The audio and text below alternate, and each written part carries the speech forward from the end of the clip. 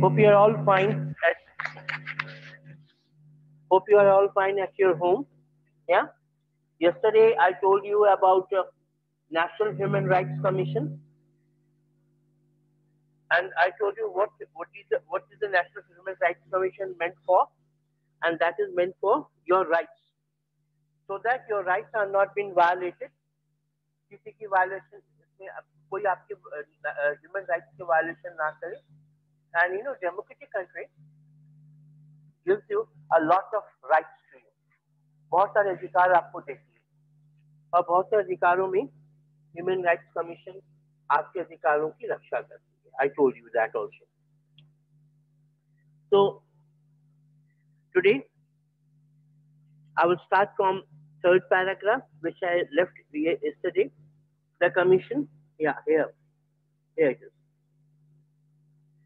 The commission functions include inquiry in its own initiative or an petition prescribed to it by a victim into a complaint or violation of human rights.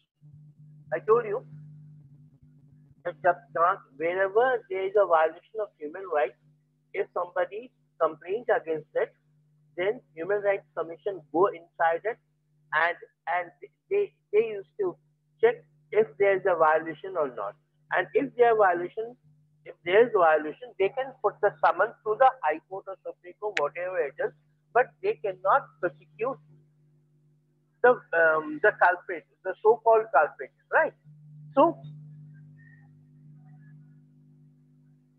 and the commission present by victim into a complaint of violation of human rights, they can visit some jails to study the condition of the inmates also.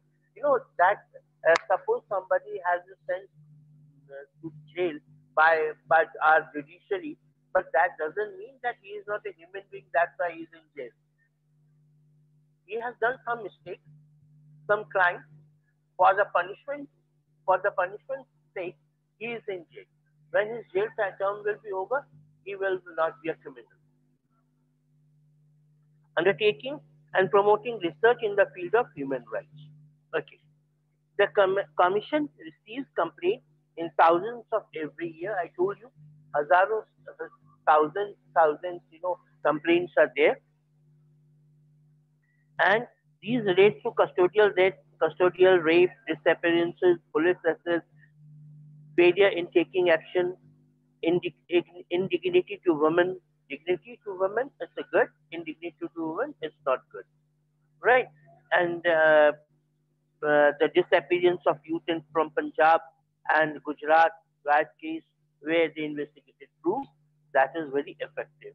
Now, probably Human Rights Commission is whatever I named you, told you, that they proved there, and that was very fruitful, that was very useful. I told you just now, I'm just recapitulating it, that commission does not have the power of prosecution. Last paragraph. Commission does not have the power of prosecution. It cannot merely make recommendations to the government or recommend to the courts to initiate proceedings based on the inquiry that is conducted. Yesterday I was off from here and I completed the National Human Rights Commission, and I told you that on the basis of recommendation made by the NHRC, the court decides what to do and what not to do. NHRC itself cannot prosecute anyone, right? It has no power, but it can certainly say something to the High Court, suggest something to the High Court. On that, on those proceedings, the High Court gives its judgment. Okay.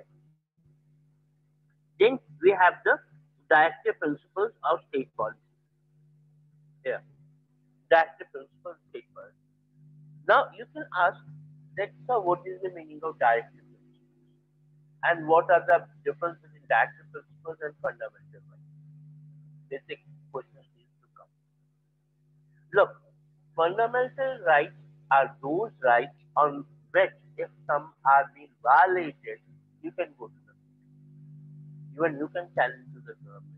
You can challenge to the ruling government, higher people, any authority. any organization, any authority, any organization, any government, and if you are not satisfied from the judgment of the lower court, you can go up to the Supreme Court. And if you are not satisfied from the Supreme Court judgment also, then review petition you can file the over. Understand? Okay.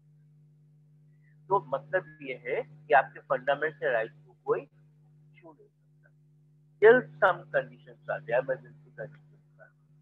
But what is the meaning of directive principle? Directive means direction. It comes from the direction. Then your parents, we teachers always say you give your best, work hard, many good things used to say to you, right? But it depends on you. You are now a young chap, right? Near about 12, you are in 11th level, so for 16, 17 years of age. After 1 year or 1.5 year or 2 years, you are going to be adult, right? And so you should be mature. You know that what is good for this bad, what is worst for you, what is the best for you. So we can direct you. We can say, look, this is your ultimate goal. According to your goal, this is your ultimate way to achieve that particular goal. You have to work. You have to walk yourself. Nobody is no one. To work hard or not to work hard is absolutely depending on you. No one can challenge you. No one can say anything to you. They can direct you. They can guide you, but they will not go along with you.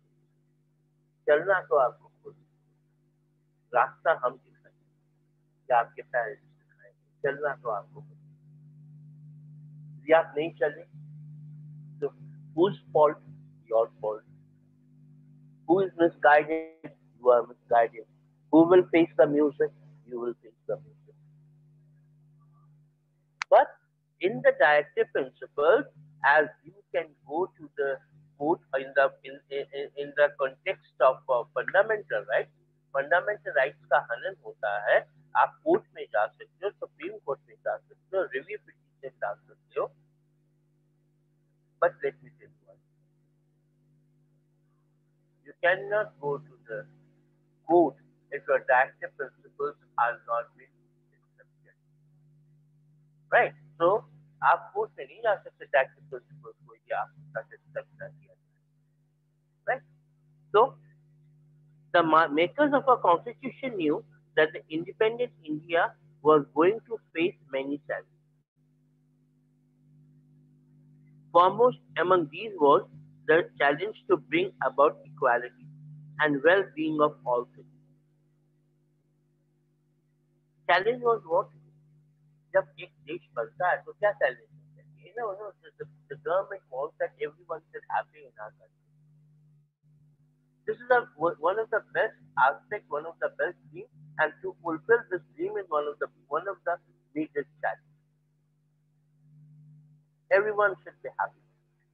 Foremost among these citizens, challenge to bring about equality and well-being, and everyone is equal to another. Equality, and well-being of all citizens, which I told you just now. They also thought that a certain policy direction was required for handling these problems. I told you direction is required. Every day you face some problems. Every day you face some problems. And every day you solve your problems. Who gave you direction? Maybe your teachers gave you. Maybe your parents gave you. Maybe you yourself give your direction to yourself. Right? Maybe other members of your family, they give you the direction. So on that, the edge of the direction, you solve your problem. So certain policies and requirement is needed to handle these problems. At the same time, the Constitution didn't want to want future government to be bound by certain policies. that you know, uh, you are not bound to any type of decision. You are yourself. Nobody is forcing you to accept that decision, right? So, all the same time, the constitution did not want the future government to be bound by certain policy decisions. Suppose, what do you mean by this? Today, our government made a policy, ruling government made a policy. Maybe future government, or maybe the same government, they think that this policy which was made earlier is not fruitful now. Is not fruitful now. So what to do? What to do? Should they proceed with that particular policy which the earlier government made for themselves? No, it is not possible. So ruling government is not bound to fulfill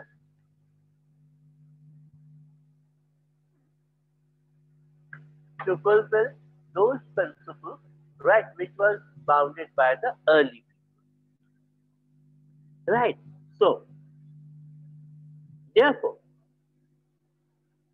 some guidelines, some guidelines were incorporated in the constitution, but they were not. Therefore, some guidelines were incorporated in the constitution, but they were not made legally enforceable. Here I was telling you, right? I was telling you legally. Look, it's written here. Made were not made legally enforceable. I told you earlier that look, you can go to the up to Supreme Court if your fundamental rights are not being accepted, are not being forceful, are not being met. आपके fundamental rights को accept नहीं किया गया, yes you can go. But for the directive principle, it's not the legal force. इसके लिए आप court में नहीं जा सकते. This means that if a government did not implement a particular guideline, we cannot go to the court asking the court to instruct the government to implement that policy. These guidelines are non-justiciable. A guideline justiciable नहीं है. For example, I told you just now, earlier government made a policy, made a rule and regulation. Now, ruling government says that this rule and regulation is not acceptable by the people and by time and by the week also. So what to do? They cannot. They are not under any circumstances. They don't want to follow. Let them don't want to follow. For them, the earlier government cannot go to the court. Cannot go to the court. That you look, our decisions are not being followed. So not just decisions. Those who framed our constitution thought that the moral force behind these guidelines would ensure the government would take them seriously. Besides, they expected that the people would also hold the government responsible for implementing these directives. So, the separate list of policy guidelines is included in the Constitution. Look, these are the guidelines. I told you, right? These directive principles are the guidelines. Guidelines could be changed. They may be acceptable or accepted by the government, ruling government, or not. That is solely depend on those. And could be guidelines are very good, but the people are not accepting it.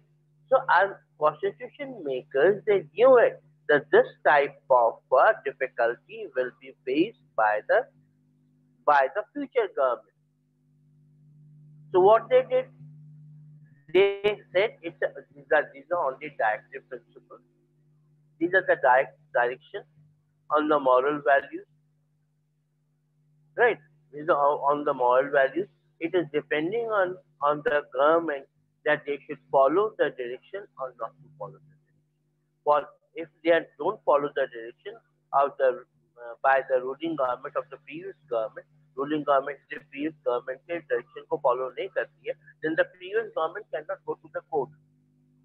Previous government then cannot go to the court. Look that as because that is the directive. So, so that's why a separate list of policy guidelines is included in the constitution. And the list of these guidelines is called the directive principle of state policy. So these are the directive principles of state policy. Just, can you just read the part directive principle of state policy, right?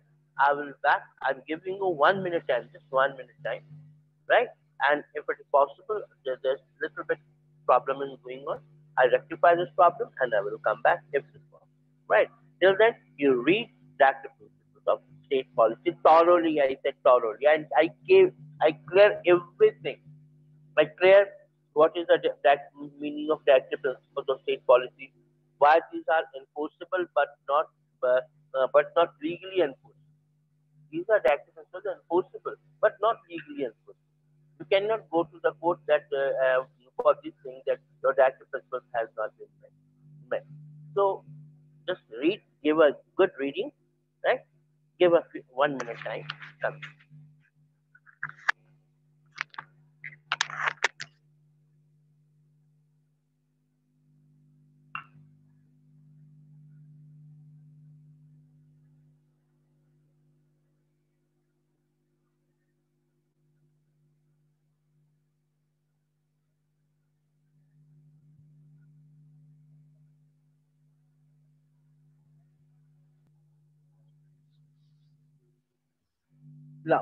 Now, have you done it? Have you done it? I told you about the read just for 1 minute. Some problem was there. I rectified it, right? What is the meaning of directive principle state policy? Why should we follow this? Why should we follow this? What are the use of directive principle state policy? These are the guidelines are always there. For example, I want to make it much more easy for you. In every book, you have a content. You have a content. In content, it is written point number one, lesson number this, lesson name is this, page number for this. ये आपका क्या है? ये आपके guidelines हैं कि कौन से पेज पे कौन सा लेसन है और क्या लेसन का नाम। So you can go directly to that particular book, that particular page, so that you should not waste your time. So those are same in the directive principle of state policy. Those are same in the directive principle of the state policy. Okay. Now, what is the next part? What do the directive principles contain? Directive principles क्या होता है directive principles? The chapter on directive principles lists mainly three things. तीन चीजें होती हैं। Directive principles state policy में mainly तीन चीजें होती हैं। Number one, the goals and the objectives that we as a society should adopt. देखिए one thing, society में कुछ norms and conditions होती हैं. You accept it or not? Every society has its norms and conditions. Society में रहने के लिए कुछ नियम कानून का पालन करना पड़ता है. Even at your home also, your parents set some niyam for you, some rule and regulation for you. You are bound to accept that particular rule and regulation. Yeah.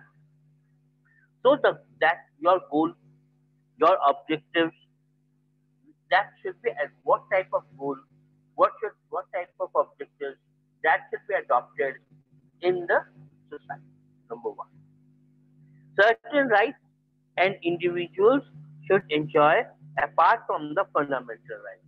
कुछ rights हैं जो basically आपके fundamental rights के अलावा भी आपको दिया गया है. Some rights have been given to you except those fundamental rights, because India is giving a lot of rights are there, lot of rights to you. Fundamental rights are there, and except fundamental rights, other rights are also there. So Certain rights that individuals should enjoy. And rights are for to develop your personality and enjoy your living. अधिकार क्या होते हैं? अधिकार आपके व्यक्तित्व को उभारने के लिए, प्लस आप जो दुनिया में जी रहे हैं उसको जीने के लिए, खुशी से जीने के लिए. Then certain rights and individuals should enjoy apart from the fundamental rights. और वो rights fundamental rights के अलावा, except those fundamental rights are there. Except those fundamental rights, other rights are also given to enjoy those rights. Certain policies that a government should adopt, कुछ policies हैं जो government को adopt करनी चाहिए, right? Certain policies are there to adopt the government. You may get some idea of vision, a makers of a constitution, by looking at some of the data principles shown here below. कुछ data principles के बारे में आपको बताया जा रहा है. This paragraph I will be able to finish if the time allows. The government from time to time try to give effect to some directive principles state policy. They passed several zamindari abolition bills. जमींदारी प्रथा थी ना हमारे देश में. जमींदारी प्रथा को खत्म कर दिया गया under the directive principles of state policy. सारी जमींदारी प्रथा खत्म कर दी. नेशनलाइज बैंकों को नेशनलाइज किया गया.